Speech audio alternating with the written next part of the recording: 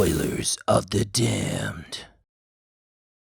Welcome back to Spoilers of the Damned, where we were talking about everything but Dead Rising 1. We are going to talk about Dead Rising 1 in a few moments, but first of all, just as a kind of an intro, between these two episodes, we recently rediscovered a piece of internet fiction that we'd actually quite like to share with you. Matt, would you like to do the honours? Certainly, yes. How are we doing this? Would you like me to just read the whole thing, or would it just be easy? Oh no, we don't want to get done for plagiarising or like copyright theft. Just give them a basic outline of what it is, and I'll put the link for it in the description below. It's a fantastic piece of fan fiction. It's called Doom: Repercussions of Evil. That involves the struggle of a Marine known as John, who for years wanted to fight the demons, but his dad told him no. He would be killed by demons, and in the end, he overcomes his own issues, and he does fight the demons. And there's a very, very shocking twist right at the end, which kind of blows the whole series open, really. And now, if anything, I'm looking back at the previous Doom series and just thinking, what is the meaning of life? And hoping that maybe this can lead to Michael Fassbender telling me that he'll take care of the fingering for me. Do you know what? I didn't realise that his father's words were actually so prophetic, that he would actually fight the demons, but they would eventually become the end of him. It's kind of like a story for the ages. It captures the human condition perfectly. Yeah, it's also a cautionary tale about following your dreams. Yeah, indeed, because you may well become the thing that you set out to destroy. Yeah. You lose sight of why you begun your journey. Exactly. Welcome to Spoilers of the Damned. That was a lovely little sojourn into the world of fan fiction and internet tropery. And now we are going to get on to the meat of it, which is Dead Rising 1. Yes. Chris, you picked Dead Rising 1. Please explain. Explain what? Explain Everything? in general. Well, let me begin at the beginning, I guess. When the first hot rays of the sun touched the earth, life was born. And then then Frank West. Yeah, and then Frank West. He was there at the beginning of all things.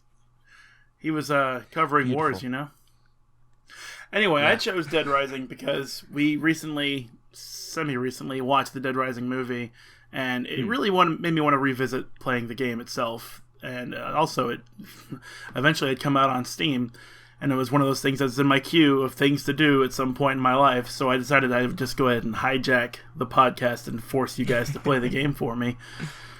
And yeah, you've managed to hit on a very, very real thing that I do with the podcast, which is basically, I want to watch this film. We'll do it. Basically will just make it my suggestion for the podcast. Yeah, force ourselves to do it. Unfortunately, It didn't work on me. I did go back to play it. I didn't beat it, but I have beaten the game before, so I wasn't really that motivated to go through the whole thing. I really just wanted to revisit it with the new eyes that I have now for game construction, game design, story detail, all that kind of stuff. Because when I played Dead Rising originally, it was when it was launched on the Xbox 360 on a standard definition TV, which is basically poison for the game, really. You can't read anything. Well. Yeah, you can't read any of the text. Nothing is sharp. It was like Microsoft really wanted you to invest in TVs, and they made you do it. They found a way to make you do it. They really did. So anyway, I picked it back up, started playing it again, and I have just bolstered respect for the game. I really do enjoy it. I think it's a fantastic video game. And when I say video game, I mean there's like objectives, there's things to do, that's sort of the same thing. But like the cutscenes, they don't really you can skip them, if I recall correctly. You can skip them, and there's a sense of tension, anxiety, and skill, along with a bit of randomness. But I really enjoyed all that, because most games nowadays, go here, press X, go there, press X, go there, press X, credits, This one is more like you start the game and it's really open-ended. You don't have to follow the story at all, and I don't mean like in a Skyrim kind of way, but I mean like you have the objective to cover the real story and get to the truth of it all. But you can just say, "Nah, I'm just going to survive 3 days." Because I value my life more than anyone else's. And if you were so inclined, you could actually just let the game sit in the security room until 3 days were up. You know, That's a good point, actually. Go get a pizza and hang out with your friends for a while. Come back, Frank West is saved. Good job, you did it. You know. Well, this time through, I found that I didn't really focus so much on the plot and trying to get to the ending either. And I think this is to do with the leveling mechanic. When Frank starts out, he's completely useless. Mm-hmm. And for anyone who doesn't know, Dead Rising works on a 3-day cycle. I think, incidentally, the idea that you're supposed to repeat that 3-day cycle is probably one of the reasons why they made the cutscene skippable. So that's a good thing. They probably thought about that. But every time you die, you begin those 3 days again. The only thing you can carry across, really, is the leveling up that you do to Frank's character. Yeah, like a New Game Plus sort of thing. Yeah. So I feel this game very much promotes leveling up and learning the layout of the mall before actually tackling the story. Yes. Yet, tackling the story is also one of the most engaging things to do in the game. So as time goes on, you rush from mission to mission to try and make it in time, and sometimes you'll run up against a whole load of zombies and you won't have enough health, or as we'll get into, the controls are not great, so you might not have the skill to maneuver through the zombies or what have you, and you miss the mission. But as time goes on and you become stronger and more leveled up, it's a lot easier to get to those missions on time. So that's what I found this time through, is that it just reinforced for me that the way I think to play the game is to, although there's a massive imperative to play the story missions, is to stay away from them at first and to level up your character, learn the ropes, learn the layout of the mall as much as you can. I mean, obviously, the mall unlocks with progression of the story modes. So, if you don't even do the first mission where you help Brad out in the food court, you won't have access to certain parts of the mall. Yeah, that's true. You're absolutely screwed. No, yeah, I basically agree with you. The first few times whenever I played it, I just would mess around, level up, and then just stop and then restart the game again at a higher level, because it's just, unless you know what you're doing from the offset, that's basically the best way to do it. It's the best way to go about it, because otherwise you're just getting absolutely tossed into the deep end. And you'll die, and you'll be you won't enjoy it as much if you haven't played it before. I think it's imperative you do that, because you also won't enjoy it as much. Because it's it's surprising not many people really bring it up anymore. But it's a surprisingly difficult game. Mm-hmm. Yeah, absolutely. It's very difficult. It does not hold your hand in the slightest. Not at all. Which is a reason why I think I disliked the most recent one so much. Because, like you were saying, Chris, like it is a video game, and I love although some people they didn't like the timer system, I really liked it because it made it feel it felt like very video gaming, very not gimmicky, but it's a very video game like thing. Like, no, you have to do this by then, and it was fun because you look at the time. It's like, oh, okay, well the next case mission isn't until 8 in-game hours, so I'm going to go here and do that, then I'm going to go there and do that one. Bring it back around. You've got some time to fuck around. Yeah, you really don't.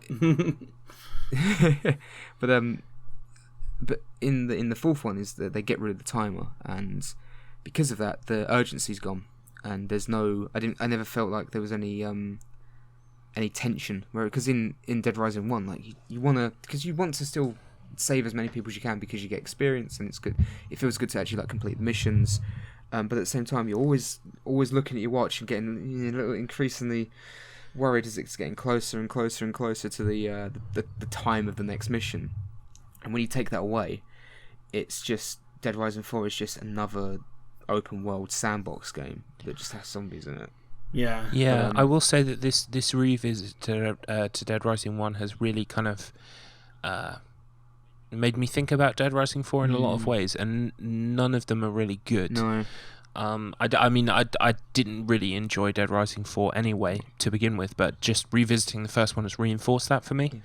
I think going back to Frank West in Dead Rising 1, I feel like it was back before he became this kind of like grand caricature in Dead Rising 2 or even Watchtower, like we covered. But aside from being a grand caricature, by Dead Rising 4, he's basically like the smug, gurning Bruce Campbell light of obnoxious characters. And I returning now to Dead Rising 1, I mean, Frank still does a few quirky things and adds kind of like a kind of weird phrasing and kind of tone in his voice. Yeah, and he's a bit at points. He's still a bit of a dick, but he's not. At the extent like you're saying. It's not in the same league. I mean, there's one line that really struck me as weird playing through it this time. It's he's talking to, is it Brad? Yeah, it's Brad. And he's talking about the guy that he took a photo of, and he says, "That guy do something," and it's kind of like a little bit strange, but it's not like, "Oh, that guy do something," you know, like I'm funny, completely over the top, unfunny. Yeah, and the other thing that made me really sort of think of Dead Rising 4 is kind of, well, I'll get onto it, but it's basically about the combination weapons. In Dead Rising 1, I found it really refreshing to go back and there to be no combination weapons. Yeah. I think it's a personal preference thing, but to use the worst, most overused and cliche that I can think of, combo weapons leads to combination vehicles, and combination vehicles leads to electrified lawnmowers, and electrified lawnmowers lead to power armor. As it gets sillier and sillier and sillier and exactly. sillier. And I think Dead Rising 2 is the only instance where, well, I say that I haven't really played Dead Rising 3, but the combo weapons were tolerable for me. Yeah, I enjoyed them. Yeah. But by Dead Rising 4, they've entered a whole completely ludicrous genre of their own. They took it too far. Exactly, I feel like they did. I feel like playing Dead Rising 1 again now, people always sum up the and we did it. I was listening to our Watchtower episode, and we did the same thing. People say that the core ethos of the Dead Rising series is that it's basically about being in a tough situation, overrun by zombies, and literally kind of grabbing everything you can and using it to fight your way out. And then since Dead Rising 2, that also came to mean gluing a load of shit together and making a weapon. But Dead Rising 1, I feel like it's still got that core kind of like grab anything, use anything. Oh yeah. It's just not obsessed with kind of like sticking things together or making like power suits of armor or... Yeah, or like dune buggies that fire up missiles and... Yeah, it reaches the point where it's almost... It's basically like the dubstep gun in Saints Row. It's like... It's Saints Row level of stupidity. Yeah, and that's what Dead Rising was. Like, Dead Rising has always been so... the first two, I think the first two stand up really well. I've always had a soft spot for 2 as well, just because I prefer the main character in the sense that his motivations are clearer. But what I like about the first 2 is that they're very tongue in cheek, but the tongue in cheek is never overplayed. It just feels like a cheesy B movie because you think about the original, because the original Dawn of the Dead by George Romero is a massive influence on this. I mean, there's no way around it. It takes place in the mall, for fuck's sake. Even in that, it's like this basically Dawn of the Dead like documents like the end of the world, where these people these 4 characters hold up in a supermarket while it's all happening outside. But there's still moments of just really silly humour, like everyone remembers the music at the very end of the movie while the zombies are kind of shuffling around and falling over things, and that's funny and that's kind of goofy, but at the same time, like in Dead Rising, you've also got these really dark moments where people fucking die horribly. Yeah, I wanted to say basically it reminded me, playing Dead Rising 1 again, that for me it's my favourite, and I mean 2 is a close second. Yeah, 2's but it's because it has these weird, zany, fantastical elements right alongside very human drama and misery and survival. Yeah. It toes such a fine line that it's easy to see how it would kind of veer off towards the zany and not necessarily the human drama by reaching the fourth one in the series. Yeah. Well, it's like when you say like when it all kicks off in the safe house and it all goes to shit. And I remember the first time I played it, and I know we'll get into spoilers, but there's one when a character just all out of nowhere, you find out is infected, and you just find them chewing on someone's jugular, and it was it was one of those moments of holy shit, everyone's fucking dying. Yeah. And it's like, and it's great because they perfectly found a way to balance the zany stuff, like you can run around in, children's clothes, like in shorts and wearing a stupid hat. Yeah. While at the same time, we spoke about it before, where at the same time there's that woman in the jewelry shop who's distraught because she saw her child ripped apart. Yeah. And they somehow and that's one of the first. balance That's it. one of the first optional missions Yeah, as it well, is. isn't it? Yeah, and they The survivors. somehow they balance it, and it's this wonderful, strange, and special little thing that they managed to recreate once, I feel, in Dead Rising 2, and then every subsequent one just got sillier and sillier and started to lose sight of what it originally was, which is essentially a cheesy B-movie plot that had some zaniness but wasn't people with Gatling guns that fire ice bullets or something. Ice Yeah. bullets? Or Borderlands? or like yeah, or zombies in mech suits, and stuff like that. It's Is that in Dead Rising 4? oh shit, yeah. I mean, let's not get into Dead Rising 4, but just give me a yes or no. Is that in Dead Rising 4? Ice bullets and mech suits and zombies? I'm pretty sure there's something you can get that fires out some kind of bullets. You can make fire swords and ice swords that fire out like beam attacks, and there's a zombie in a suit of power armor that talks. Okay. Yeah, and because it's Christmas themed, you can also get like a crossbow that fires candy canes that explode. Yeah. Okay. And, So, but you can see what I mean about the kind of the Saints Row Row thing. kind of like it's weird. That, again, like I still don't know why that game's set at Christmas. It's a marketing ploy, I think. Yeah. But I think it was just that they probably had the town kind of snowy, and they decided it was coming up to a Christmas release, so make it Christmas themed. The other thing about Dead Rising 4, without going on to it too much, is I can't work out if it's supposed to. It's essentially a soft reboot. Yeah, it does feel like that. Yeah, but the problem is it returns to like places that you know from Dead Rising 1, and they're not similar in any way, shape or form. None of the characters are, nothing yet. Everything is alien and completely different now. And again, what's strange is, and I was thinking about this a second ago, and every time I still think Dead Rising 1. I think Dead Rising 1 is a really good looking game. It is. It's a fantastic game. I was thinking about that with the character. The character models are animated well for the time. It's really good. Yeah, they look really good. And it seemed to be that now in Dead Rising 4. I still think Dead Rising 4 looks worse. I know there's more zombies on screen, but there's something in the graphics.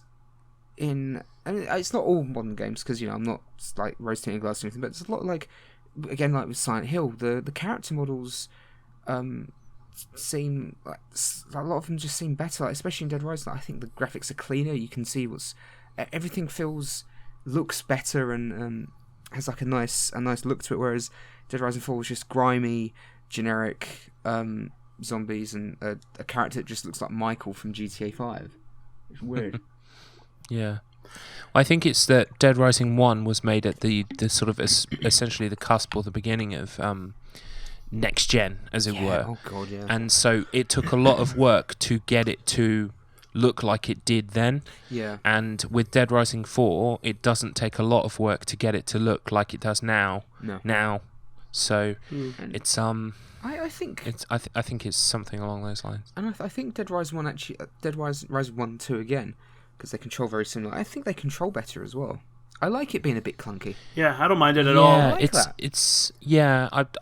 I will say that for me, the controls have not aged as well as I thought they would.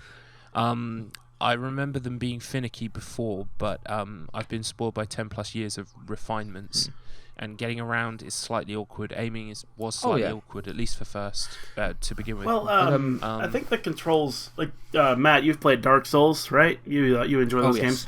Dark Souls is a fun game. Everyone enjoys that.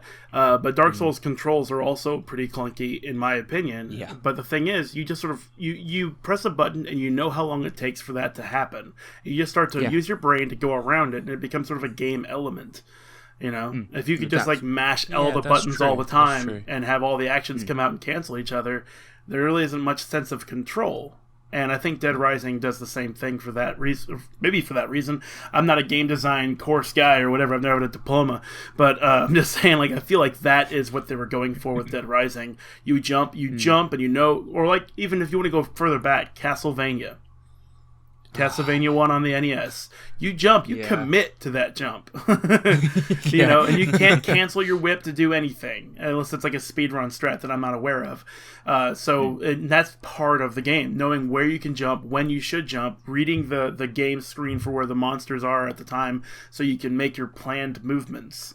And Dead Rising just gives that the third dimension. So you have to move everywhere, jump on the unsuspecting zombies so you can walk on their backs, know how long it takes for you to swing that sword or throw a bench or, you know, take the camera and take a picture. All that stuff is part of the game's. I hope it's done on purpose, but it's all part of the game's design as a game, as a fucking video game.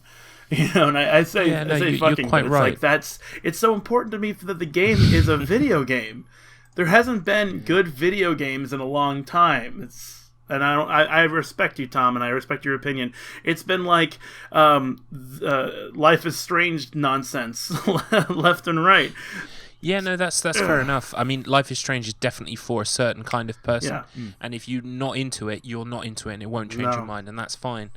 But I think you're right. I think my problems maybe with the controls is that I've been a bit spoiled over the years, and that actually what you're describing is much in a similar way to Dark Souls. It's that not holding your hand that is kind of apparent there as the design choice. It's kind of like Frank controls in a certain way, you learn the certain way. Yeah.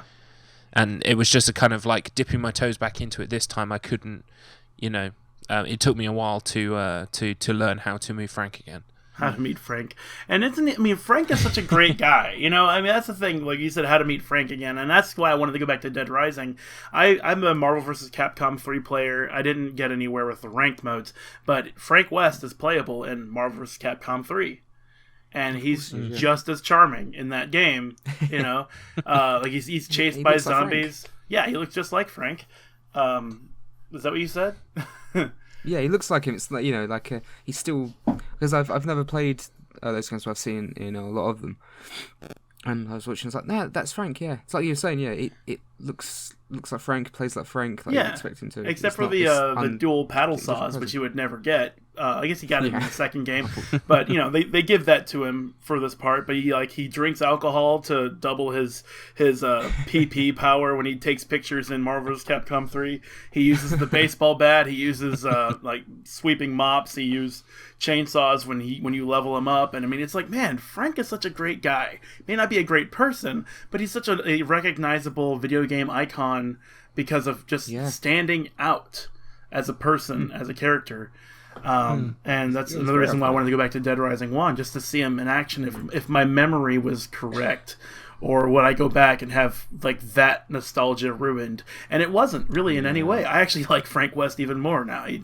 He's like real quick though, I wanted to go back to this when you guys were talking about like the human elements of the game itself and how it like blends wacky with true zombie horror, I would say. Have either of you ever just like let the title screen play out? Yes, I've seen that. The additional cutscene. Yeah, the little prologue, isn't it? Yeah, that's horrifying. When you say cutscene, did you know there's more than one? No. You can just. I know there's the one with the car, the lady in the car. The mother and the child, isn't it? Yes, yeah, that's pretty fucking horrifying because they've run out of gas and zombies just fall on the car and eventually get them out. Nothing they can do about it. It's a nightmare. But I remember there's at least another one, and one of them involves a Santa Claus. I can't remember now. Really? Yeah, I'm pretty sure of that. I am going to Holy shit. check this stuff out right now because I don't want to be wrong, at least not on camera. Fantastic. Fantastic. I mean, the voice actor did a fantastic job with Frank West too, just giving him that emotion, that character. Let's see, Dead Rising 1 extra scenes. I wonder if it would be in this video. I'm not sure, and I'm not gonna go through all of this stuff. So not while we're doing this, but I know there's at least two. And also, as a full aside, if anyone here hasn't watched the most recent Red Letter Media Best of the Worst. Oh, the one with Len Kaczynski. Yes. Yes. Oh, yes, I've seen that. Yeah, I just wanted to bring up because the voice actor for Dead Rising is in that softcore gay porn movie. And he plays like DB Turner or whatever that guy's name is. Yeah. And right there with Rick, I was like, that's Frank West. I can hear him. And he even looks like Frank West in that movie with the open sports coat and everything. Oh man. It was great. Oh, that was brilliant. Yeah, his early career, take any job. So bad. I don't think Tom's seen it though. But you should check it out. No, I haven't. It's worth a watch. But it's a really good one. It's completely off topic, but thank you guys for at least introducing me to Plinkett. I've watched a lot of the Plinketts now. Yeah, they're quite funny. I can see how pretty much like. I'm not sure how the timelines work out. Maybe that guy with the glasses was around before, but I can see how a lot of people who kind of like are the kind of people who create content on that guy with the glasses would be essentially ripping off Plinkett. Oh yeah, completely. Well, speaking of that, actually, Red Letter Media have just uploaded a half in the bag review of Alien Covenant, so that could be really funny. Ooh. Okay, yeah, that's probably a good way for me to get into stuff that isn't Plinkett. Oh yeah, please get into all of the stuff. It's mostly we're not being paid by Red Letter Media. We're not shills. We just really like the guy's works. Okay. Yeah, they're just. Oh yeah, no, the really Plinkett good stuff was great. I really enjoyed it. So, but anyway, back to Dead Rising. One of the other things I really liked, beyond just the characteristics, the graphics, and all that kind of stuff, is the puzzle solving that shouldn't be, but is. And, like, for example, when you have to save those two Japanese tourists right around the beginning, you have to go to the bookstore, and they get the book. They'll just run around and they'll ignore you, even though you're clearly alive. These people don't know what zombies are, so maybe they just think you're a zombie, and they'll run around and try to hide from you. But you can't speak Japanese, so what do? You're in a bookstore. You find a Japanese to English dictionary, and you use that, and then you're able to talk to them. And I thought that was really cool because, like, you're on a timer, you're like, come on, over here, yeah, come on, and they're just not interested in your English bullshit, and your American nonsense. So, but I mean, there's no like, go to the book to get the thing, so you'll learn to get the books to get the thing for later puzzles later. It's just like you can stay there until they just bore you and then leave because you didn't look at the books. Yeah. Or you could find that book and be like, oh shit, that's smart, and you open it up and you start talking to them. But that leads me, I think. There's another guy near the start actually, who fights you, and you have to beat him up without like a weapon, and you mustn't kill him too much. Yes. And then he eventually kind of like works out that you're a good guy and comes around. So yeah, I like that they do that a lot with the characters. Yeah, don't do what I did and hit him with a sledgehammer over the head because it killed him instantly. Yeah. Nice. It's like, get out of here! Boom! Sucks to be you. Yeah, right? What does his friend think after what you just did? Holy shit! And you're like, come on! Let's go back. Come on! Come on! Follow me! Oh man, that's like one of the game's serious downfalls, though, is having the people follow you. I wasn't saving anybody because I saved the lady whose child was eaten. And I found the two guys, and I punched the dude until he was, into submission. And I had them follow me, and I equipped him with a handgun, and I equipped the other guy with something else. I think it was I don't remember. It was something good, though, because they never run out of durability. So if you give them a katana, they can swing that katana for the rest of the game. So it's kind of worth it when they're on point. But Man, they both died. I couldn't save them. I mean, they got surrounded, and I only had like 4 inventory slots. So in my baseball bat, I was like trying to clear the way, and they just kept standing there, kind of confused. Like, should we move? And I'm like, come on, come on. Oh, Frank, there's a zombie over here. Like, you fucking ignore it, man. Come on, you want to live, right? I'm over here. And get over here. And then they get grabbed, and you have to go back, and you have to try and help them. Yeah. And then the other one gets grabbed. Mm-hmm. Those ones at the start, though, I got the lady who with the baby and those guys.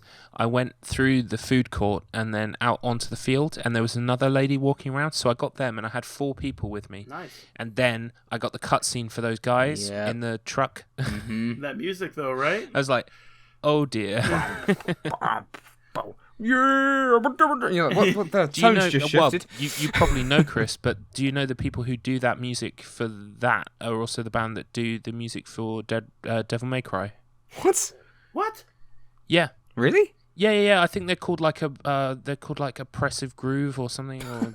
What a name. Yeah, no, seriously, they do that song. They do the another boss theme in the game. They also did that Devil May Cry 3 song, you know, the one with the kind of the Latin chanting and stuff. Oh wow. I mean, Hostile Groove, that's what they're called. Hostile Groove? I have to look that up. I mean, I believe you. I'm just saying that I wow. I think it's like a Capcom band. That's pretty cool. Hang on, Hostile Groove. Hostile Groove. This isn't your grandparents' groove. Dead Rising original soundtrack. I'm pretty sure that because that song's called Fly Routine. That's how I know, because my brother and I had the soundtrack. Yeah, there it is for, on YouTube. Dead Rising 1. Wow, that is DMC. That is amazing. amazing. They did the cool theme song for DMC. And I love that theme song. That's why I was like, are you sure? Because I heard a rap group. Because they were doing like Beastie Boys level rap stuff. And I was like, I don't know if you know what you're talking about there, Tom. Oh, man, that's awesome. But you do. That's really cool. My obscure knowledge proves true. That's amazing. But yeah, I really love like the music in the game as well. I mean, of course, being in the mall, that sets the tone pretty nice. Yeah. Dun, dun, dun, dun, dun, dun, dun. Yeah. And also the part, also the part where like the power gets shut off. You know, like before the first night, I think you hear a pop, and then like all the power and the music stops. Like there's no lights, and I'm like, oh fuck. Because I'm gonna have to go through zombies, and it's gonna be dark, and I don't know. It's just not nice. It's not nice when things are dark. No, it was bad. Yeah, bad juju. So I mean, like, well, one thing I would like to talk about, and that this gets us nicely onto it, is that when it does get dark, the zombies have glowing red eyes. Mm-hmm. Yes. And become stronger. The zombies in general, and the fact that they're essentially kind of created by wasps or bees or something along those lines. Covered in bees. Sorry. Bees. I just wanted to say that I didn't twig at the time. I really didn't notice, but I think that they may have gone with bugs or wasps just to distinct themselves as much as possible from the Resident Evil series. Yeah. Which I think was a really good move, actually. Yeah. I mean, to this day, I don't think I've seen a lot of zombie fiction, heard a lot of zombie fiction. Mm-hmm. I don't think there are too many that are caused by kind of. I know they were kind of engineered in a way, but wasps or bees, yeah. Because it's like because I think is it only when it's at night then when you kill some zombies and that there's the green glowing larvae that come. Yeah, that come out, don't they? And I'm glad that they introduced that in a cutscene first. So you kind of have some context as to why there's suddenly you have a glass with a bee in it. Yes, exactly. And even that's very video gamey. It is, and it's also very. Weapon. If you forgive the pun, it's also very B-movie-ish. No, it is. It's like I'm trying to think of an example like Attack of the Killer Wasps. It's like in I'm trying to think of like in Super Star Wars games on the Super Nintendo. Mm-hmm. You'd pick up a thermal detonator and then you could use it and it would like clear the screen of enemies. It felt it felt like one of the weapons like that, in the sense that it's like, here's a big group of enemies, you use it and it kills a shitload of zombies that are near you. But at the same time, they incorporate it and actually explain in the plot why it affects them in that way. Yeah, it's essentially a breathing room item, isn't it? But you get a full reason as to why Frank would have it. Yeah. I mean, I always liked using it in front of the elevator on the way back up to the safe house. Also, the one thing it doesn't explain is, why has he got so many glass jars? Because video games, damn it. You gotta do that. Though it would have been nice if he just like had the bug, like he just put it in his pocket or something, or like held it in his hand. Ow! Ow! Quit stinging me! Ow! This is probably bad. Ow! Jesus! I regret my life choices. I shouldn't have taken the helicopter here. What the hell was I thinking? Like, that's one of the most interesting. Why did I come here? Yeah, it's like one of the things about Frank West. I mean, we know he covered wars, but he flew straight into a potential zombie situation. And even after seeing the zombies, not only that, he flew into a situation where he was like going to get shot down, because there was clearly a quarantine around the whole town. Yeah. So it's, he's daring. He's got gusto. Yeah. Too much gusto. Too much. But what else was there? I mean, the game is, one of the other things about the game that's really good is that it's so different every time you play it again, except for once you unlock all the abilities and skills and stuff. But like my playthrough, my meager playthrough, is much different from yours, because I'm not saying that I know what you did, but I know you didn't do exactly what I did, because it'd be really unlikely. Yeah. When you have to, I guess we can just go ahead and get into the story. Frank West, takes the chopper into Willamette, Colorado on a tip, and the chopper drops him off at a mall because he's on the way seeing zombies like knock people over and like push a school bus, which that's like one of the most horrifying images, zombie plus school bus, when you know it's inside the school bus. Yeah, I just want to say that intro is it instantly waves of nostalgia came back. Oh yeah. And it's a great thing as well, because it introduces the fact that he's a photojournalist. It introduces the photo mechanic while at the same time telling a story. It's just perfect. I loved. There's the moment where there's the woman on top of the building. She's firing at them, and she runs out of ammo, and she's like, she's asking, she's waving her arms. Yeah. And then you can do nothing but watch her just fall to her death. Yep, it's brilliant. And you're kind of encouraged. I mean, obviously the first time you're not sure exactly what's going to happen, but once you've been through it once, you kind of know that she's going to fall. So you're kind of encouraged to get a photo of her mid-fall. I think that one gives you the most points. And so it's kind of like I don't know. That says a lot, like philosophically, about life and photojournalism and when to intervene and all these other kind of things. I mean, like Frank West, at least when he's on the ground, he does try to help people. He's not just kind of there to take pictures. Though that's exactly what he's doing, taking those pictures. Erotic pictures. Yeah. Violent pictures. Gore! So great. But yeah, so he's dropped off on top of the mall, and the helicopter gets chased off by military helicopters, and we don't know what happened to them. But Frank seems to be pretty confident that that chopper is coming back for him in 3 days, which is what sets off the whole timer. I didn't think about it that way. He's like, getting chased by military helicopters. He'll be alright. Yeah, he's a smart one. He'll go up or down, and it'll be fine. Everything will be fine. Like, that helicopter has definitely seen some shit. The military's got no reason to let that chopper out alive, but whatever. But he meets the person there on top of the roof who seems to expect Frank on top of the roof of a mall for some reason. And that's the person who gave Frank the tip. I'm pretty sure it's obvious once that starts. And and then I guess you go inside the mall at that point from the rooftop. You see all the people gathering on the inside, barricading the front of the mall entrance so the zombies stay outside. And I skipped that cutscene because I can't stand watching it anymore. The old lady is like, "My Madonna, where's my Madonna? Madonna!" That always angered me. It's like, just bean her over the head with something. Yeah. Yeah. And then there's that old guy I don't care. Then there's that old guy who gets in the way of Frank West's camera taking, or picture taking, camera taking. He's not looting, he's taking pictures.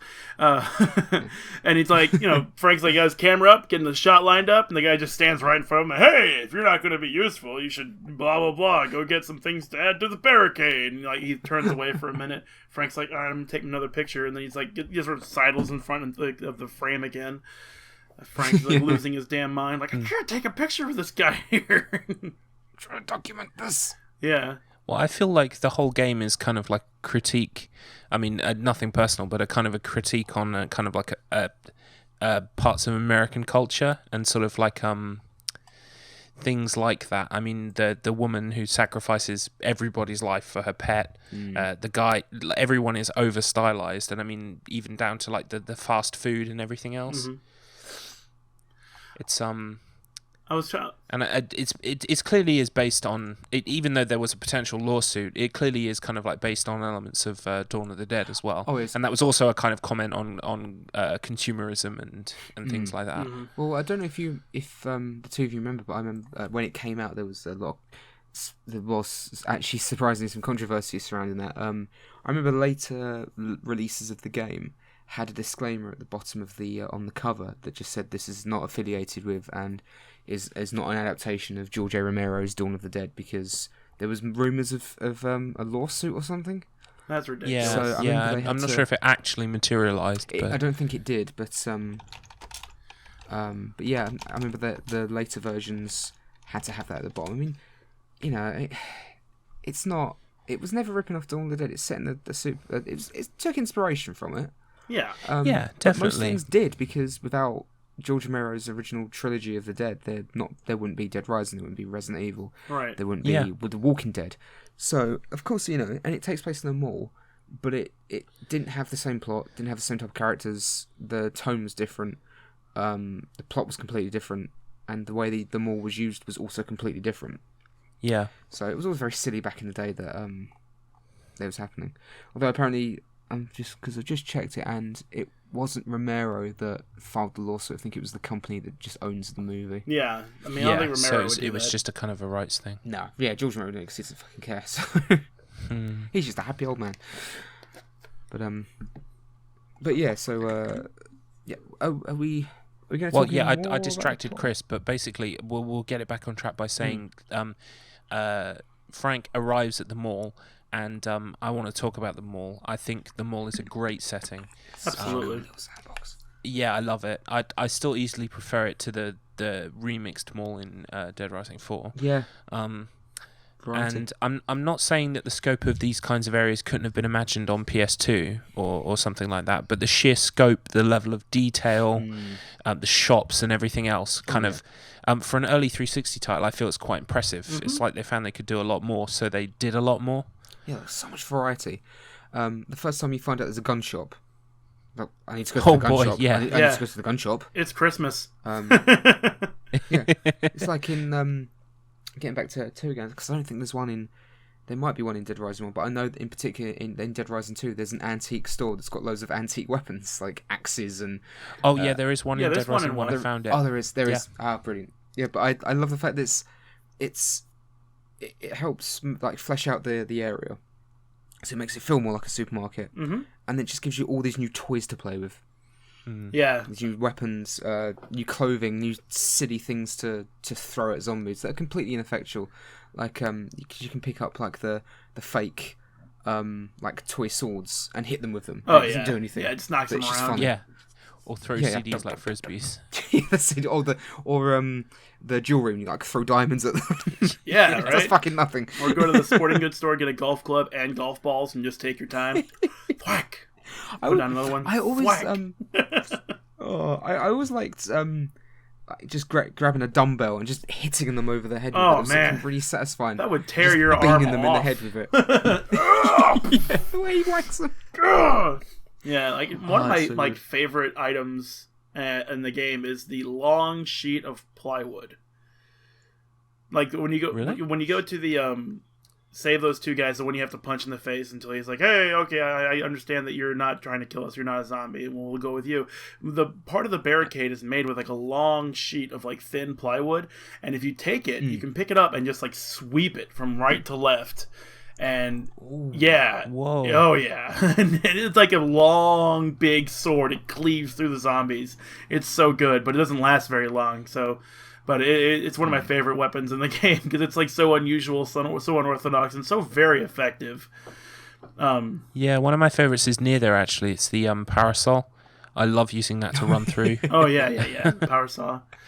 I always enjoyed using the scythe as well, like the garden scythe, because the way you when you hold down the attack button, you hook it around the back of the head and just pull the head off. Oh wow, yeah. I don't think I even remember the scythe. Oh really? Oh, it's just so silly. I love it. Yeah. One of my other favorite weapons, I guess we're just going to talk about weapons because they're pretty good. There's a lot of fun things to do to kill zombies in this game. It's part of the fun of Dead Rising. The antique shop Absolutely. that Tom mentioned is in Dead Rising 1 is one of my favorite locations to go to, though I always forget where it is because it has Infinite Katanas. It's in the North Plaza. I found it. It's near the supermarket. That's The why I actual didn't find it because I didn't go anywhere near that place. I was trying to survive after all. And when they were like, "Oh, there's a person in the supermarket. He's really, stressed out and running from something," I was like, "I know what that is, and I'm not fucking with it." It's that psycho with that tricked out supermarket trolley or shopping cart, depending on your region. Oh, God. Yeah, and I was like, "Nope, not fucking with him. I don't have the inventory space." I mean, Yeah, sounds good, mate. but anyway, that in the antique shop there is a broadsword that's similar to Dante's. Rebellion or Force Edge, depending, and you can actually jump and use it. And it has Dante has a move called like Helmbreaker, where he just jumps up and comes straight down with the broadsword. You can do that with that weapon, and it cuts zombies in half vertically.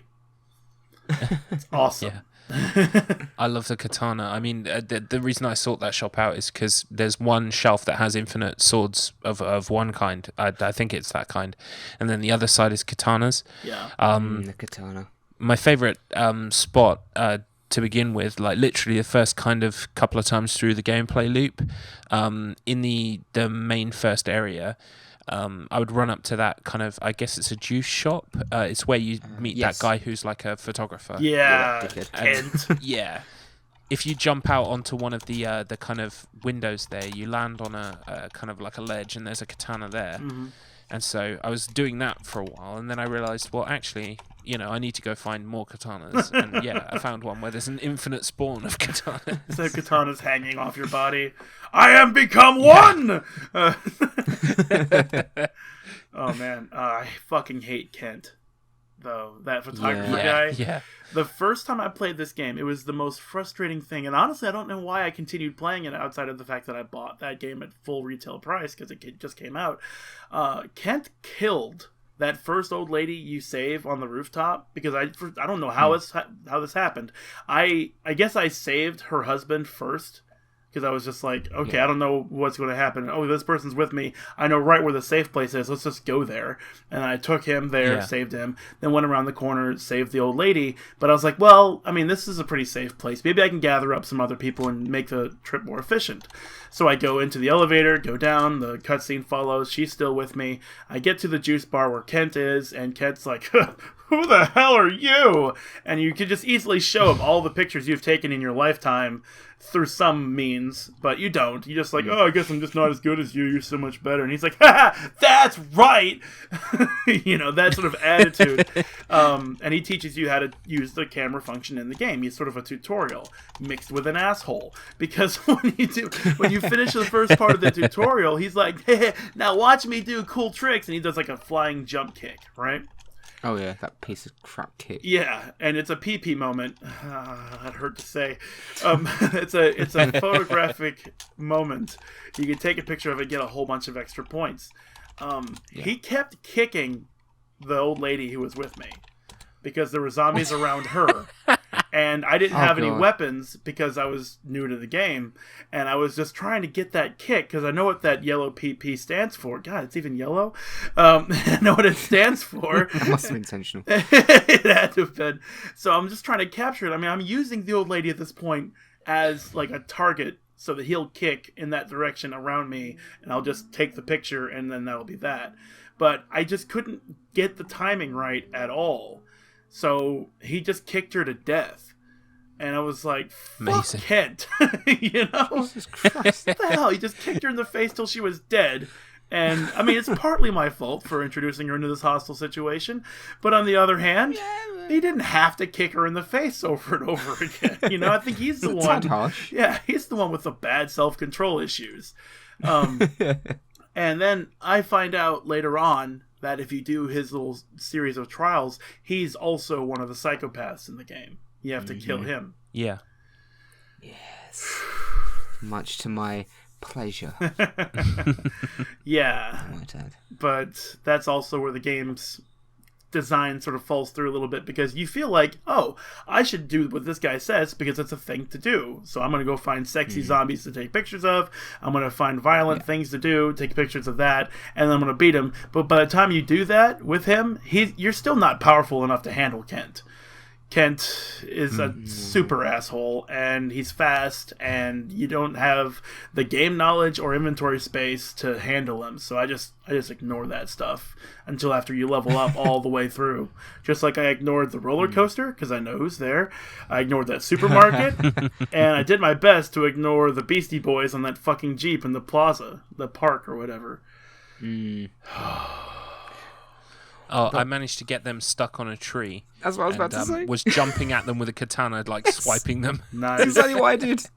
Kill the first driver, kills the other guy that goes in his driver's seat, run around and just destroy the guy on the gun. It's just too much PP to pass up. And the woman you were talking about, Chris, the husband and wife on the roof, like every cycle I would just immediately get them together, take the picture, bring them back, just so I could like rinse them for PP so I could level up. Yeah, that's a good idea. Yeah. It really is. Yeah. I don't know, like for me, I still feel like, and I know I'm wrong before I say it, I should be able to one credit complete this game. You know, I shouldn't have to utilize the new game. It is frustrating. Yeah, I will say I think it's designed so that that's a very difficult thing to do. So you're likely not going to have that happen to you. Yeah. But it is frustrating. You do want to crack on with the story. You do want to be able to be strong enough to take on the psychopaths when you come across them. But yeah, to begin with, you're just hopelessly ill-equipped for that. Yeah, you really are. That's why, like I said, I avoided all the psychopaths I could, because I felt like if I just got to the story elements, I should have enough ability to do that. Because a lot of the problem you have with advancement in this game is that you're sidetracked constantly to do things that are optional. Yeah. And like I said earlier, you could just sit in the safe room for 3 days. Sit on that couch. Think about what you're doing. And then get saved. You know, you get like an E rank at the end, but you've beat the game. Congratulations. But besides doing that, I was like, I'm just going to main the story stuff. And that's it.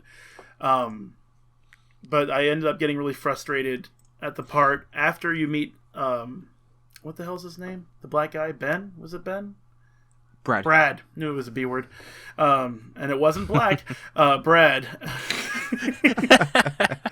And you help him out, and I really loved beating Carlito the first time too, because he was like the biggest pain in my ass when I first got there the first time I played that game. But I immediately found out, like, okay, you can climb these boxes to get to where Carlito is. You don't have to depend on the handgun. But I already used my katana because it's really fun to slice zombies into pieces. So all I have is the handgun. I'm going to see how good this handgun is. Maybe I don't remember it correctly. Maybe it does more damage than I think it does. And it did a little bit more. I'd say it did like 5% per shot. And with 30 rounds, you could kind of kill him, you know. But I got him down really short, really close, and he ran away, which was good because that meant I could explore the food court a bit more, gather other weapons.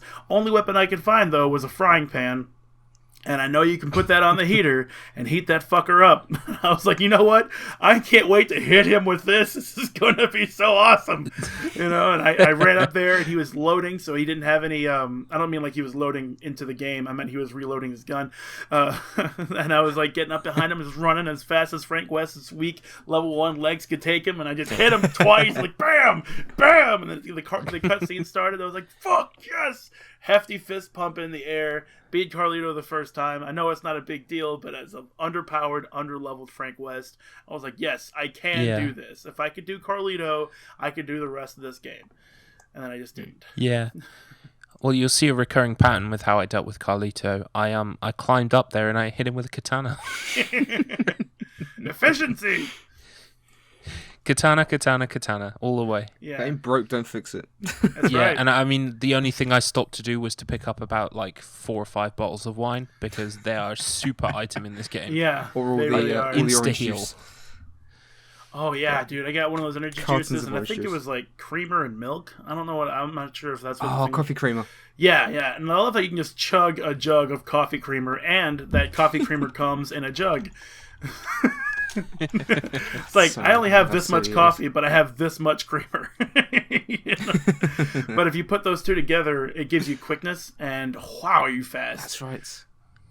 Wow, are you fast? Just like dusted. That's what I love though about this game is there's just so much to do. Yeah, I mean, you could easily go through the game perfectly normally without even realizing that you can kind of customize those drinks and make something like Oh, yeah. powerful. Totally. Easily. Absolutely yeah, easily. really. I think I did actually. I also never used the books. I found an engineering book this time around, and it let me use my lead pipe for a lot longer, which is one of my favorite melee weapons. Partially because Silent Hill, but also because it's a lead fucking pipe, man. If you want to crush bone, and go the with noise a it metal. makes. Go with a heavy metal. Yeah, it's a really satisfying Boom. twang as well when you hit them. Boom. Dum, dum. It's way better than a baseball bat for that reason alone. Just bam, bam, bam. Yeah, Oh man. that's true. But you know what? The story, right?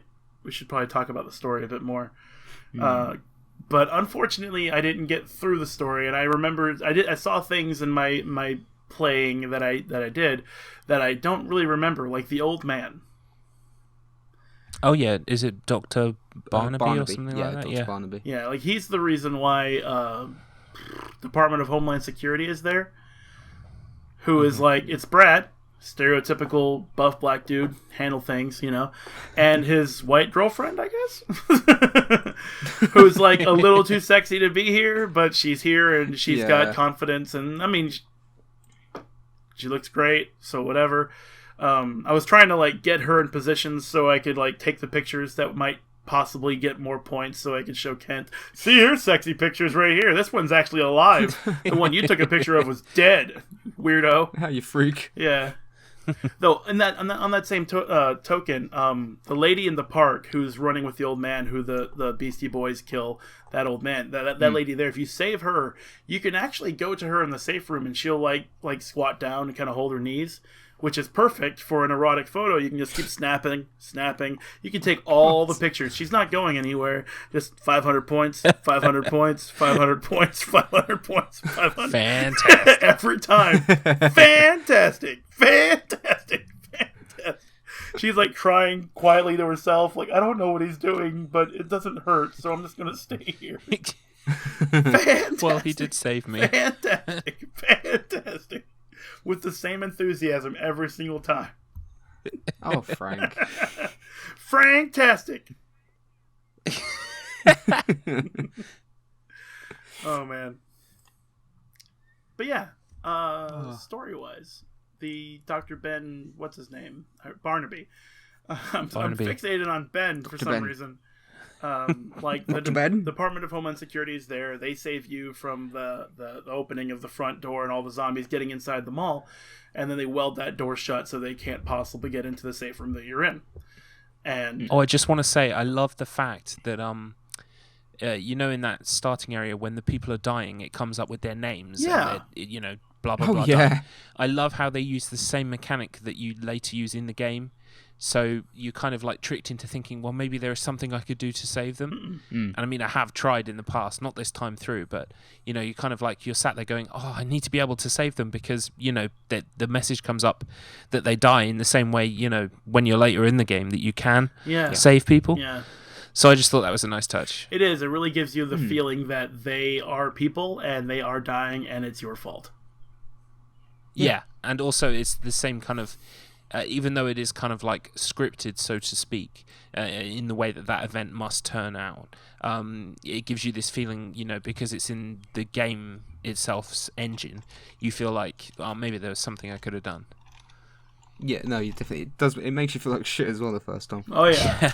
It made me feel People bad. are dying and I can't save them. I threw a bench at one of them just to move them out of the way. Because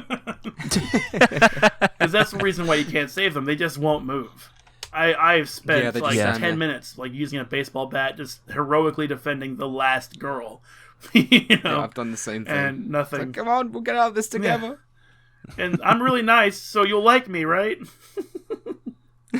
Fantastic. You'll let me take pictures in the safe room later. Yeah. And it was like one of the most disappointing things when all of the bats that I had broke, and I just realized that this is part of the game. The game is teaching me that I have to let these people go, also that they're expendable. And really, it's like a valuable lesson if you're trying to 1cc the game, is that you don't have to save anybody. No. Yeah. And they really drive that home in that scene. So. Yeah, no, I definitely think that's good, and it gives kind of credibility to actually trying to save them all and having to juggle, the various kind of like submissions and knowing who to save and when to take them, and sometimes even having to face psychopaths with them in tow. Yeah. Oh man, that's like the worst when the psychopaths are just too powerful, and you want to save the people, and there's nothing you can do about it. Like I remember in DR2, there was a chef. It might have been in the first game too, but I'm not too, but maybe it was in the first game. I just don't remember. But I do remember no, it was definitely in the second game because I saw a video of a guy who took a giant teddy bear, strapped an AR-15 to it, and used that to kill him. The teddy bear can fire an assault rifle, and the recoil doesn't do anything to it, so whatever. Combination! The chef was like running around, he's eating his own food, so he kept getting his health back, and there's like a freezer full of survivors that you're trying to save, and unless you come in and like loaded for bear, you cannot save them because that chef is way too powerful. Yeah. I really don't like that. But that's part of the game, I though. remember back in the day. Oh, yeah, I was just going to say, playing it this time, I kind of I was reminded of the experience I had the first time playing, and the first time playing, I did play this game to completion. Humble brag.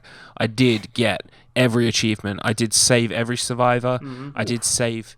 I think there's the thing where you're carrying like you have 6 survivors in tow at once, and they're all female. That's an achievement. Yeah. And to pull off that perfect playthrough, you do have to take on psychopaths at the same time as having a full rank of survivors following you, getting stuck on plant pots, not going where you're yelling at them.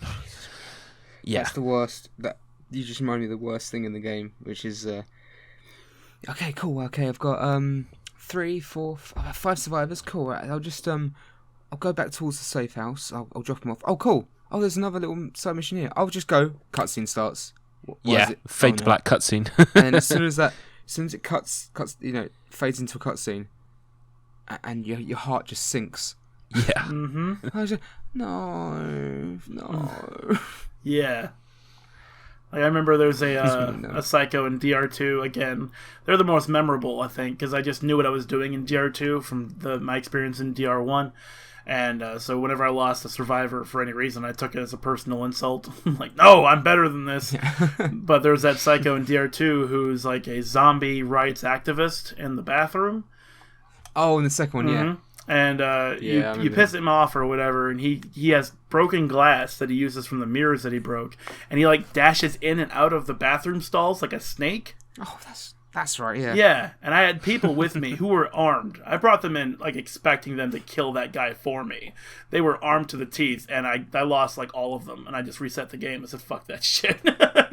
Why can't the people at least follow the laws of natural physics? I know it's a video game, but holy shit, he's just, like, jumping in and out of bathroom stalls and, like, knifing people and running away, or, like, the chef who has, like, infinite hit points. He keeps eating his own food, or you have, like, the guy who roller skates with a flamethrower, squirt gun, and you have the chainsaw dueling chainsaw clown who, oh my god. Oh my god. Yeah, I mean, they improved the survivor AI in the second one in the sense that they were able to, I remember, push zombies away when they were running, so yeah.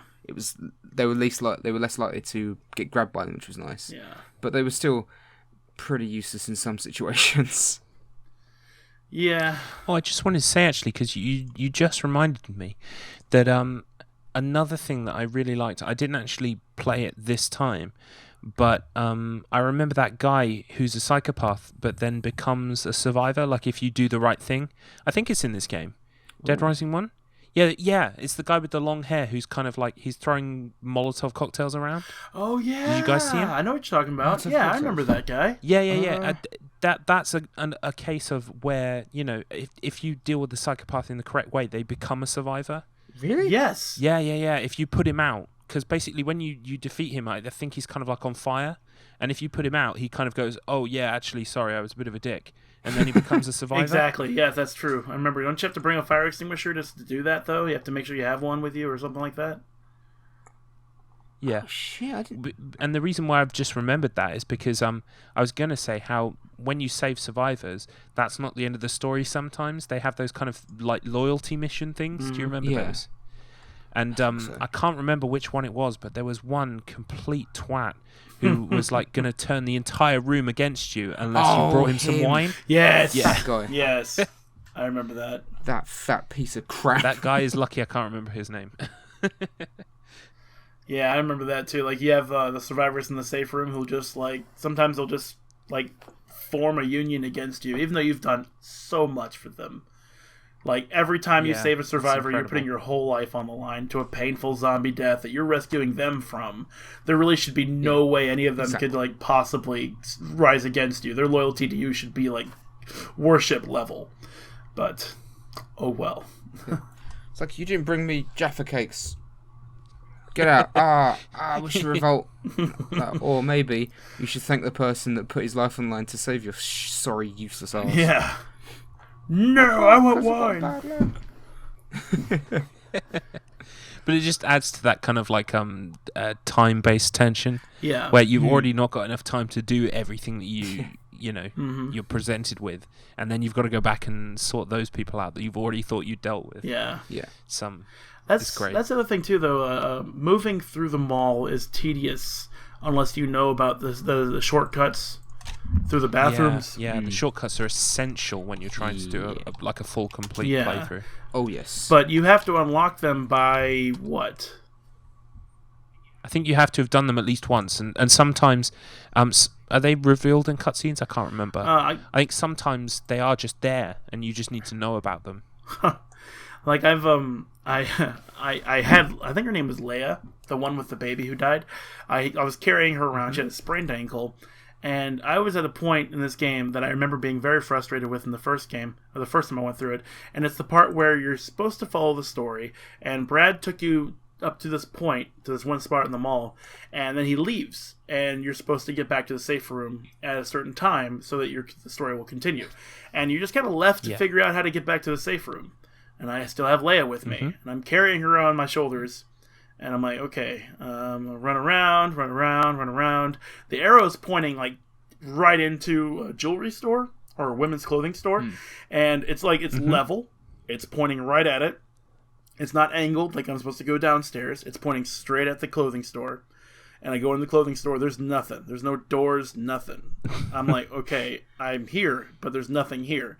So I go back downstairs, go around, and then I'm like, am I supposed to change zones?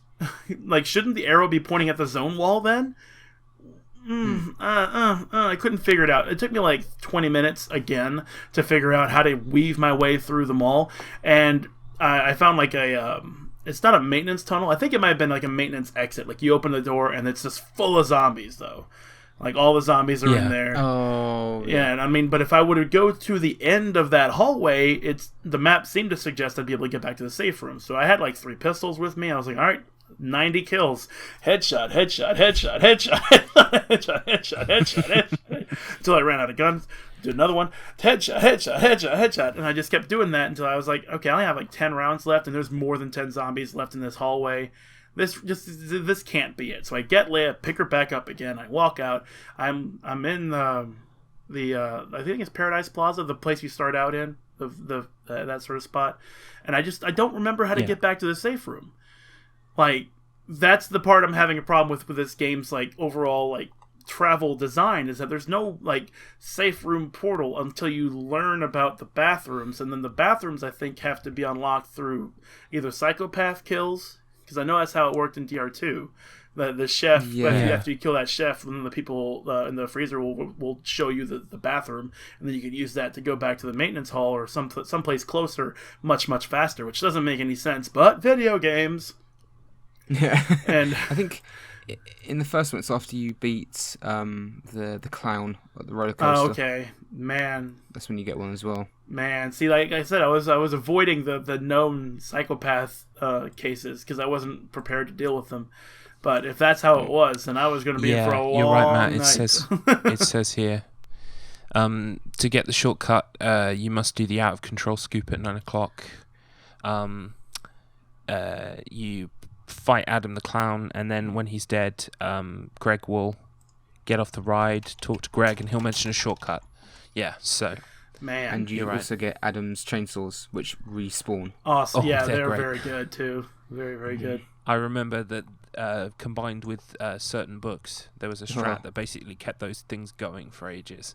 Oh, that's good. That's good. Yeah, Das ist gut. das ist gut. Das ist gut. That sounded sexual.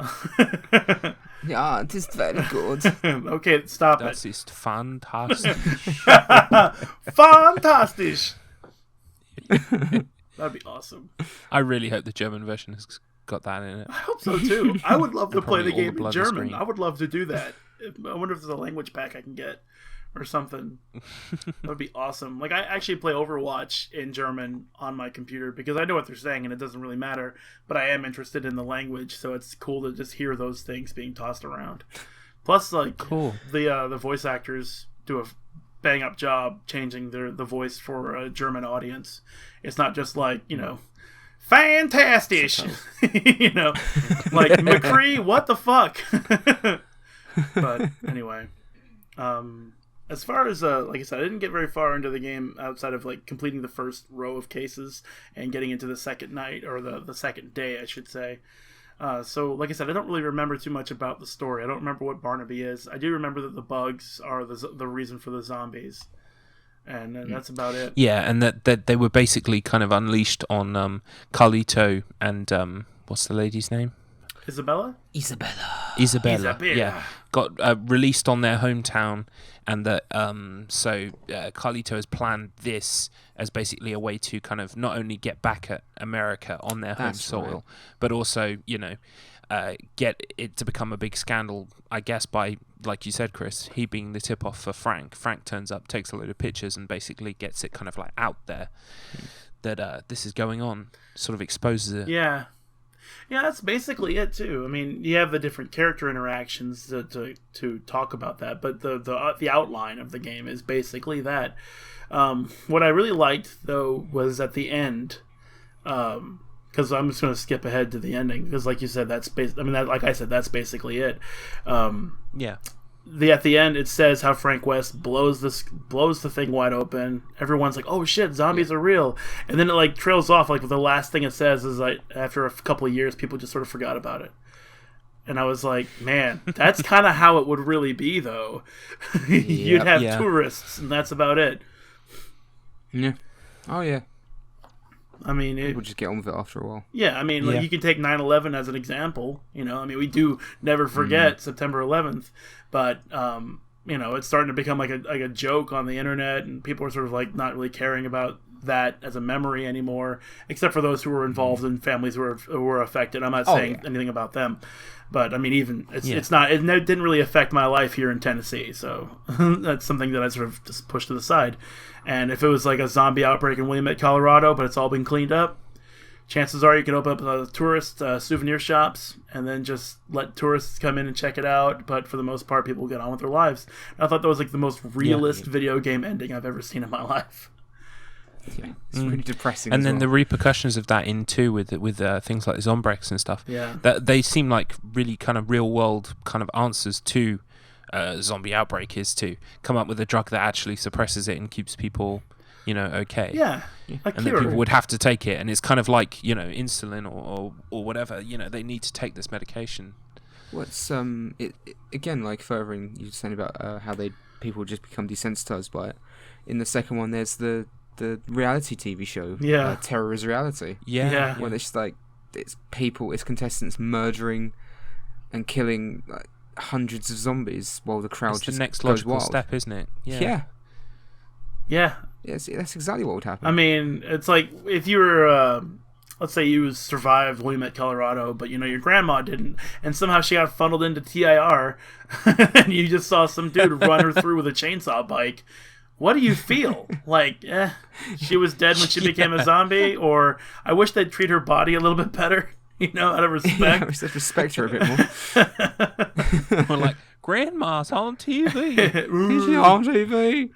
She's famous. Yeah, she finally got what she wanted. She died like she lived or wanted to live or whatever, something like that. She always wanted to be on one of them reality shows. Yeah. And then you have these weirdos who have the aspiration of getting on TIR as a zombie. Probably. I mean, just as an example. Someone out there would be like, yeah, I would love to be on TIR. That'd be a great way to die. Or like write it into the will. If I die in a zombie outbreak, I want you to put me into Terror's reality. Yeah. Yeah. It's what he'd want. Now cut his head off. Yeah. And if I remember in TIR, there was like that motorcycle game you could play in the beginning to get some extra money for the game, which now that you mentioned about the replaying of DR1 being the point, I think that's a great solution to just give us something to do that gives us money towards the game instead. Yeah. That'd be kind of cool. That's pretty cool. But one of the mini games is like you sort of like throw zombies into a thing that sort of juices them, and then you gather blood from the corpses until you have enough more than the other team. It's like, fuck, man, that's a lot of violence and gore, and it's real, but at the same time, it's like, I don't want to believe that. I don't want to believe that people would do that. I think Dead Rising as a whole is just kind of summed up as hyper real. Yeah. Like everything is just kind of like, I don't know, kicked up several notches. Yeah. You have zombie rights activists, Did you see what they did to my grandma? I loved all the activists. That was great. Yeah. They're people too. Yeah. They deserve rights. Yeah. I don't know. I think they're gonna eat your face.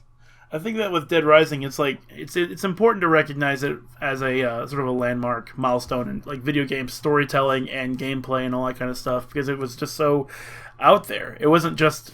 I mean, I think the closest thing would probably be like Lollipop Chainsaw for like weirdo nonsense zombie stuff, but that's more like if you have the like Night of the Living Dead and then Return of the Living Dead. You have Dead Rising and then Lollipop Chainsaw as a sort of a parallel.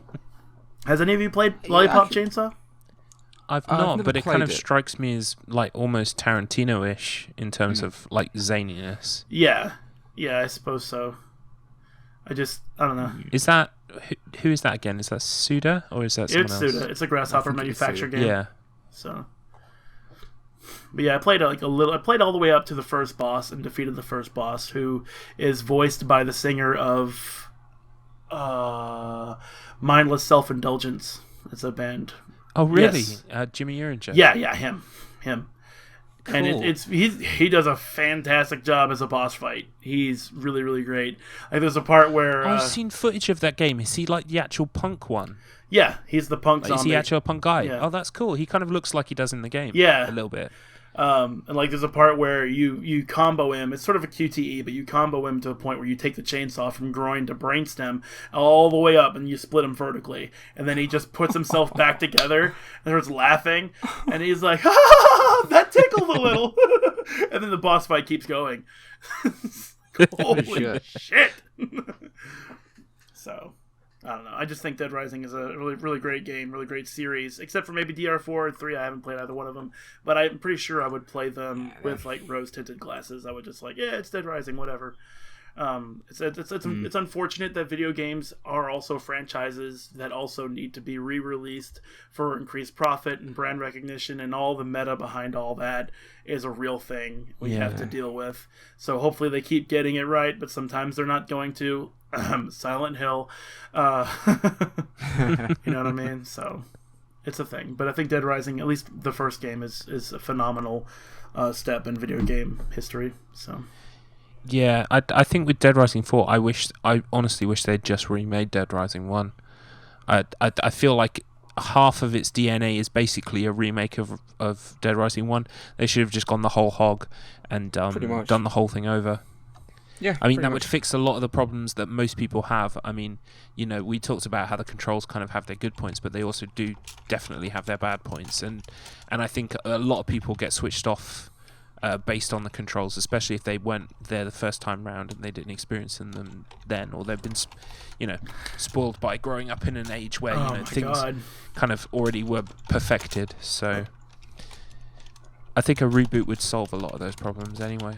Yeah, probably. But the only problem then is, if you give them license to do a reboot, bring it back around to the Final Fantasy thing, is are you going to be able to capture that lightning in a bottle again? I mean, no, it's impossible. Yeah. It's actually impossible. There's no ifs, ands, or buts. They can't recreate FF7 for me when I played FF7 the first time. Yeah. All they're going to do is remake FF7 again, and it'll be a completely different game. Which may be good or bad. It's kind of reminds me a bit of Metal Gear Solid Twin Snakes. Yeah. Which was just Metal Gear Solid 1 on Metal Gear Solid 2's engine. Yeah. And it's good. I mean, Twin Snakes is a really good game, but at the same time, because they use the exact same, level design and everything, but they're using the engine from Metal Gear Solid 2, it kind of ruins things in a sense, because the way it plays is completely different. Yeah. Yeah. It's perfectly serviceable, but that's all it is. There's no spark there, based on the original. It's like Chris was saying, it's never gonna be the same. It's not gonna happen again. Yeah. So when they remake films, you can try and remake RoboCop, but people ain't gonna like it as much as RoboCop. Right. Especially when it's something that popular. You're never gonna better it. That's why I don't understand. I mean, I know why they do it. It's because they want money, but I wish at the very least then they if Dead Rising 4, like you say, it would have been a lot better if there was a timed mechanic. I think that's it's the soul of the kind of series is missing there. Yeah. I mean, they even had that in the movie, the time mechanic. Yeah. I mean, that was such a real, it needs to drive you to keep going. Like, you're facing a bunch of zombies. For example, like I was mentioning earlier, what keeps Frank West from just staying in the safe room the whole time? He's safe there. Yeah, and he's already got his pictures from the bit before. Yeah. Where he went down to the front doors, saw everything go to shit. Yeah, you got up close with the zombies. He could just sit still. Yeah, just maybe step out and safely gather some food, and then hang out in the safe room for 3 days. What's the problem? Do you know what's funny is literally the first photo he takes by accident is of the guy that's responsible for the entire thing. Yeah, yeah, exactly. He just turns up on day one and goofs the first picture, and it's the most important picture. Yeah. That's a good point, actually. So, but with that time mechanic, what can we say? He's just a natural. Yeah. He's fantastic. Fantastic. Oh man, he even says that in MVC3 as well. If you it's down circle, you take a whole bottle of wine. They recognize that the wine was the superpowered health item in the game, and you take that, and then every point you get from taking a picture is doubled, which is really nice. Helps level Frank West much quicker. Every time he takes the picture, he goes fantastic, and it's I do that just to hear him say fantastic. I may not win the match because of it, but I'm just I want to say fantastic. Man. He was also in Tatsunoko vs. Capcom as a playable character too. So that's the Wii one, isn't it? Yeah, that's the little one. Yeah, good. Okay. Yeah, it's the Wii one. Yeah, it's the. Do you get a PP bonus on the Wii one? Dick jokes.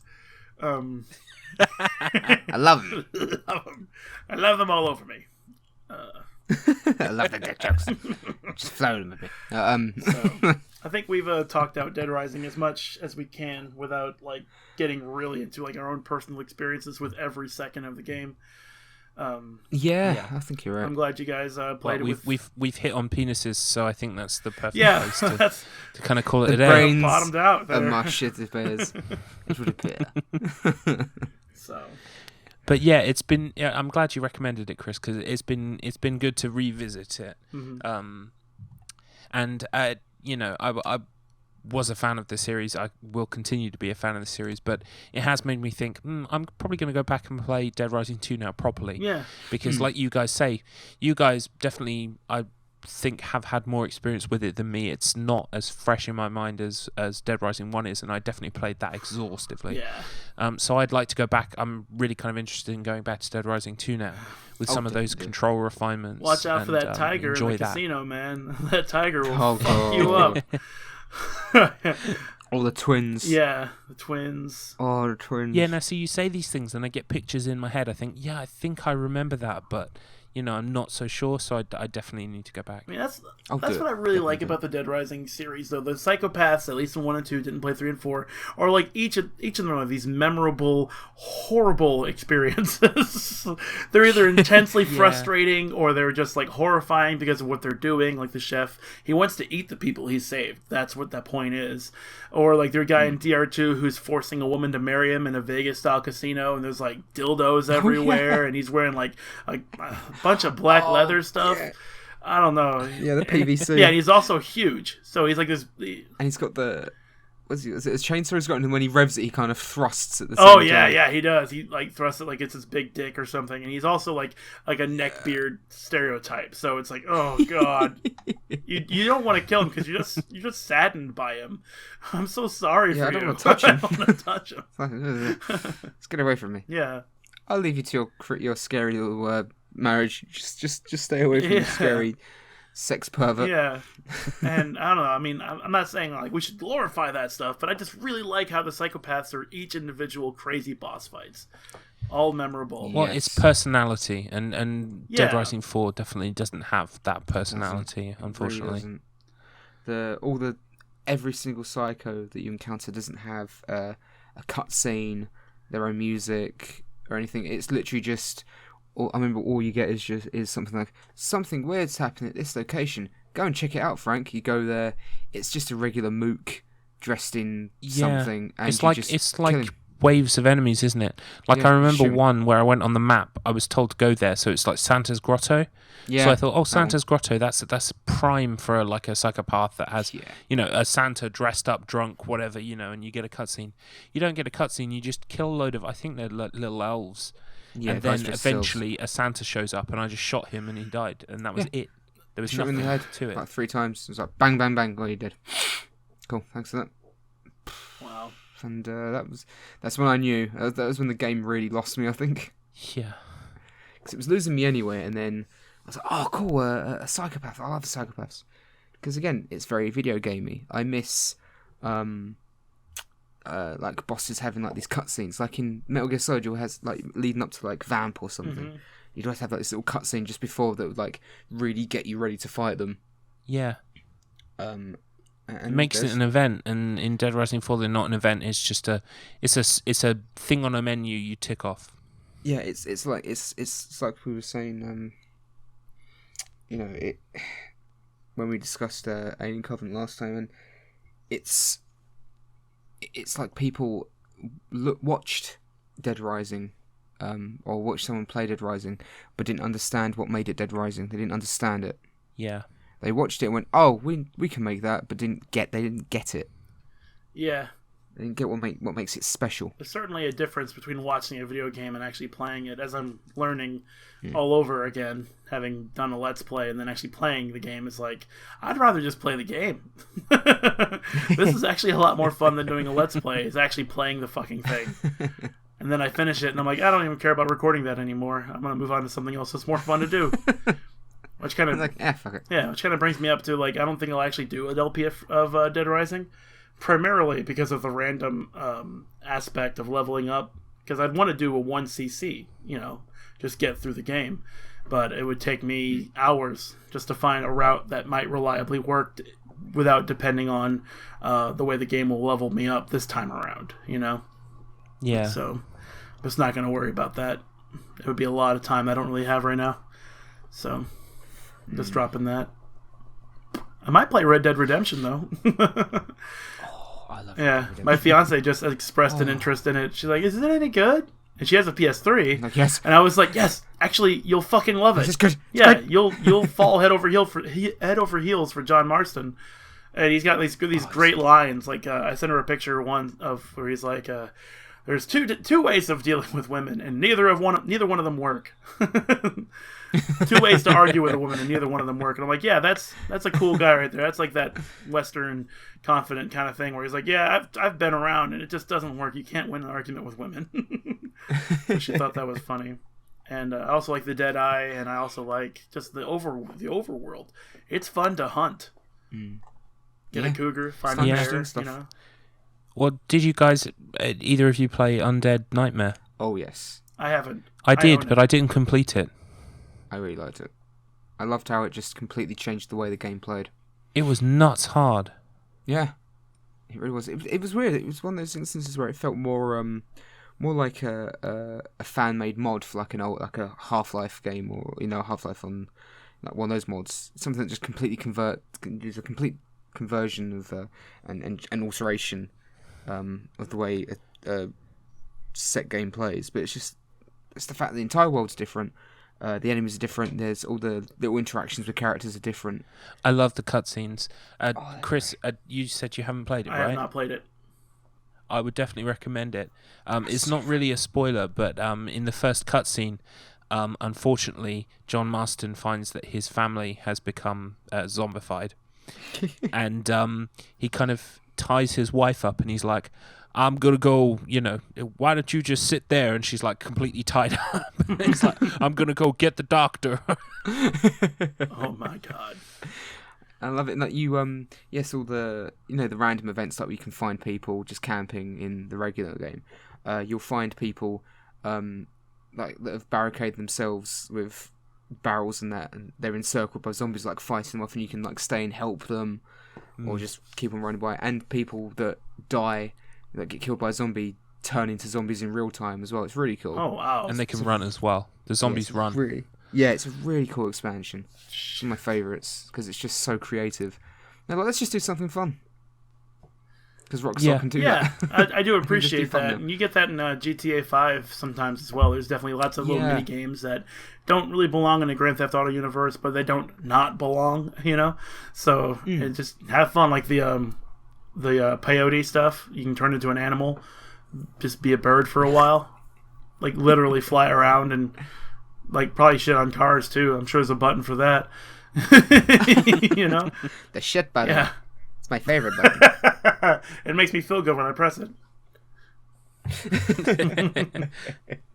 So, anyway, I believe it's Matt's turn to choose a thing for the next time. Oh yeah, we still do a podcast, don't we? Oh, that's right. Oh, yeah, we're all recording this, right? I thought I'd been talking to myself. No, yeah. Well, considering the the anger of Alien Covenant, and the fact that Chris, you haven't seen the original film, I was going to pick Alien for the movie, just because you haven't seen it, so it gives you an excuse to watch it. B, it gives me an excuse to watch it for the bajillionth, God knows how long time.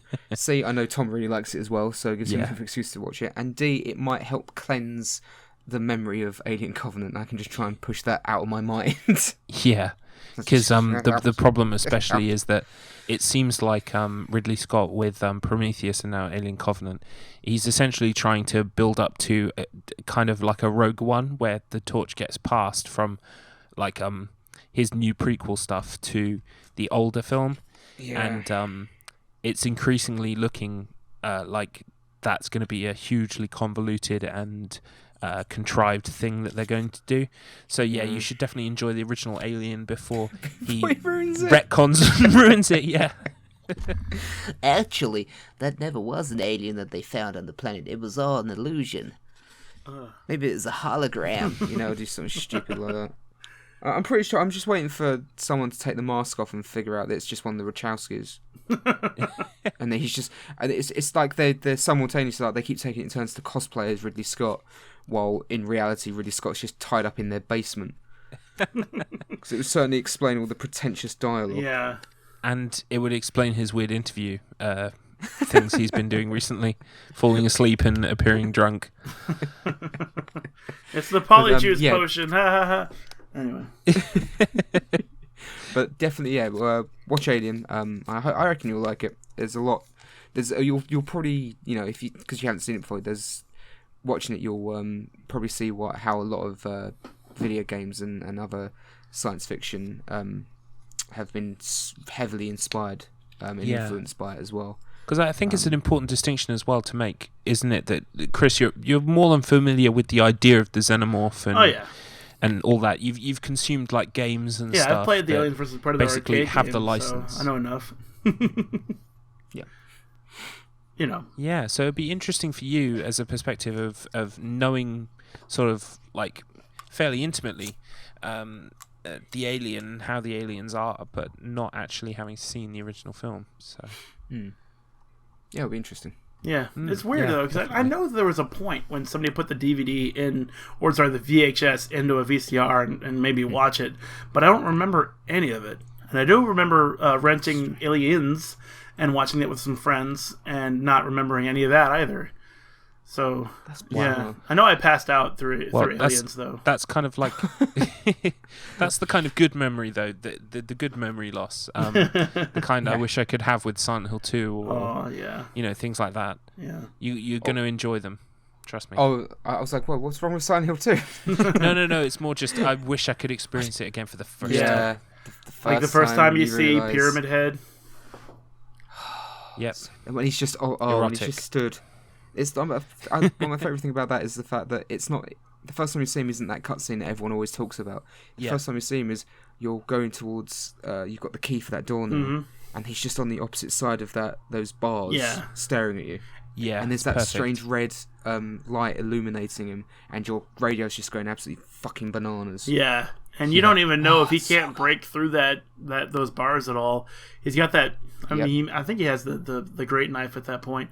But he could just like stab you through it, and it's so close to the door, Yeah. Like, why isn't he moving? He's not. And then there's a horrible moment when you look at your map. You go, oh, he's standing by the door I'm going to be coming out.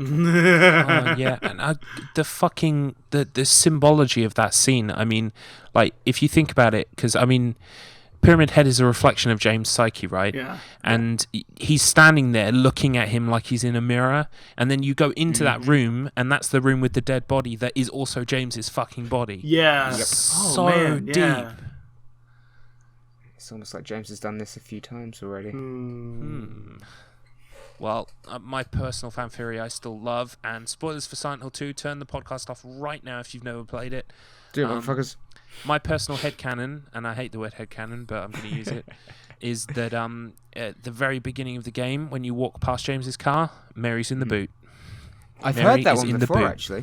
I've heard that one mentioned by some other people as well.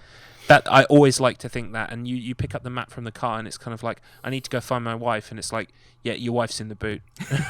Wife's in the boot, you psychopath. Sorry, the trunk. Thank you. Oh my god. Okay, I was like, the boot? Yo, his wife's in the trunk. The boot? Well, he's got a giant boot? What? It's a strange game. I am trying to remember a giant fucking boot somewhere in the game. I don't care if it's dangerous. I'm going to wear my giant boots anyway. It's like Kuribo's shoe from Mario Brothers 3. Just I can imagine James in that. She's just kind of like sat in it, propped up, right? Like, come on, Mary, we're going to our special place. Oh man. Oh, I think I'm going mad. Okay, that's yeah, me too. That's something it has happened. It's begun. I've never heard that in a movie. Okay. I've never seen that in anything.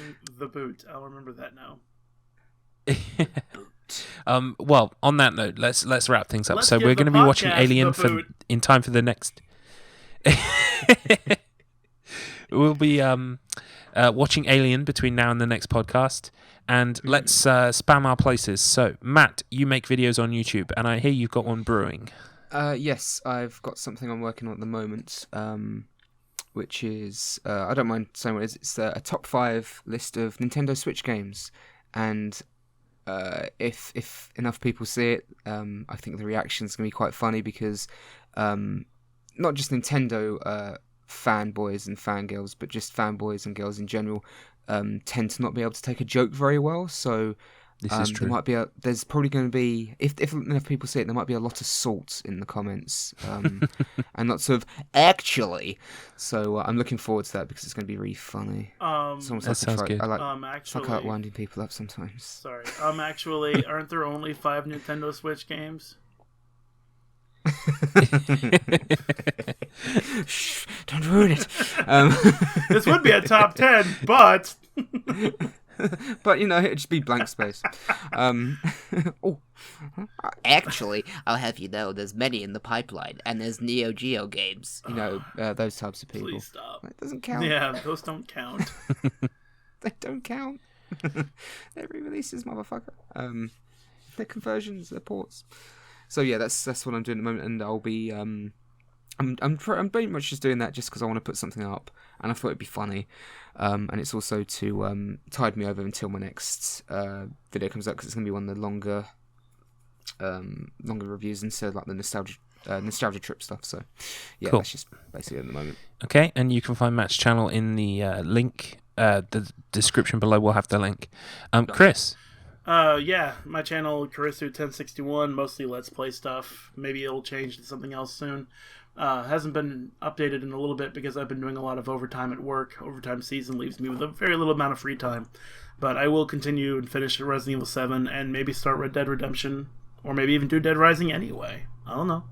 One of those two things will happen, or something else entirely, or nothing. All the bases have been covered. I'm not liable for anything. Keep them on their toes. Yeah, you don't know what you're going to get. But I do enjoy recording, so I will be putting stuff up fairly soon. So cool. And you can find none of my content at Dark Gazing because as of yet there's still nothing there. But I'm been working on a lot of stuff. I'm very positive that I'm going to be able to unleash something in June. So maybe not this podcast, maybe not the next podcast, but someday. Later that day. Yeah. Sorry. 5 Simpsons months quotes. later. So yeah. And until next time, stay beautiful, stay damned, stay spoiled, and enjoy Alien. We'll see you next time. Goodbye. Bye.